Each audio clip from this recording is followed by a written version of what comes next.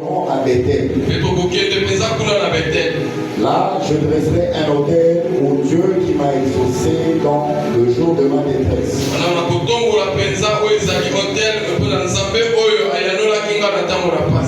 Et qui a été avec moi pendant le voyage que j'ai fait. Nous acclamons cette parole. Éternel Dieu, donne-moi l'esprit d'interprétation. Tout de toi et rien de moi, dans le nom puissant du Seigneur Jésus-Christ, j'ai ainsi prié. Amen. Amen. Shalom, peuple de Dieu. Shalom.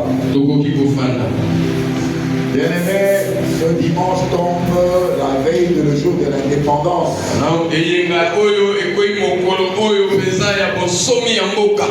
Si je ne m'abuse, c'est le 65e anniversaire de notre pays. À 65 ans, s'il s'agit d'un humain, donc on est déjà vieux.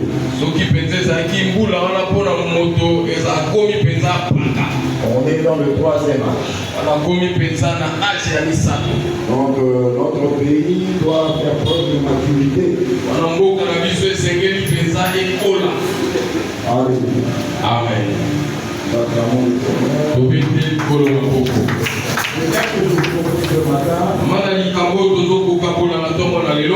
Le temps des miracles n'est pas encore passé.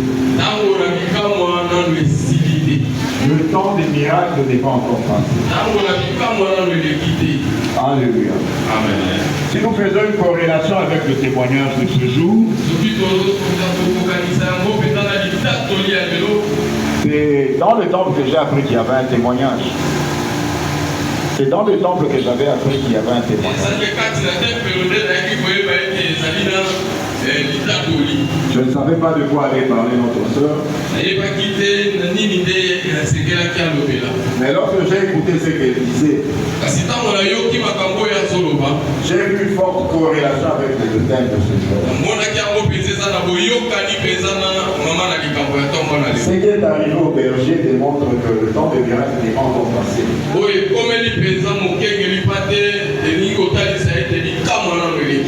Quels que soient les moments du monde visible et invisible, même si les hommes s'opposent à ton élévation en se liguant avec le complot de ta famille,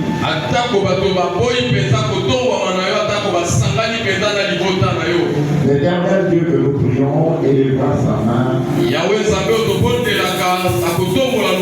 et il brisera les chaînes qui te retenaient. Même s'il s'agissait d'un serpent comme c'est le cas de notre berger,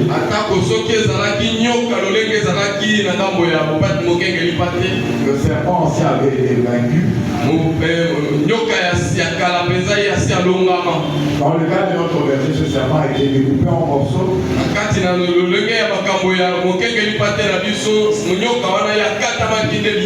Et comme il camouflait sa tête et sa queue, eh ben, le Saint-Esprit a demandé au berger d'utiliser une lance et il a percé sa tête et sa queue.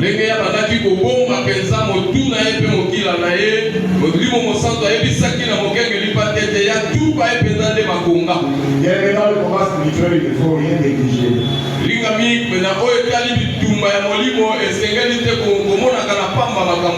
Comme le dit Jean dans son livre, Dieu nous parle tantôt d'une manière, tantôt d'une autre.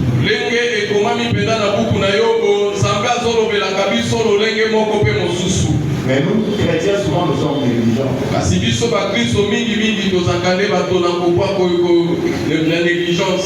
Je connais un ami qui est dans une secte. Il me disait que chez eux, quand tu fais un rêve, il faut prendre note. Donc, au chevet de leur lit, ils ont toujours le carnet de rêve. Et ils disent qu'ils ont leur guide et le guide va les guider dans ce rêve.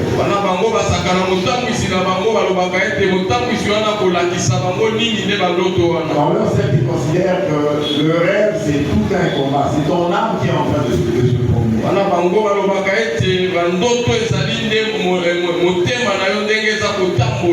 Donc si on t'attrape dans le rêve, tu meurs physiquement. C'est comme ça qu'ils prennent des rêves très au sérieux. Mais souvent, nous, quand on nous demande le matin de quoi vous avez rêvé,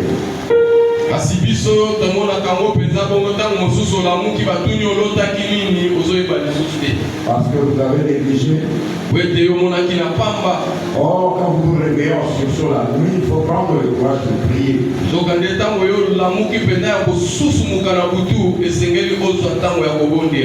Bien aimé, beaucoup de gens sont tristes et se posent beaucoup de questions.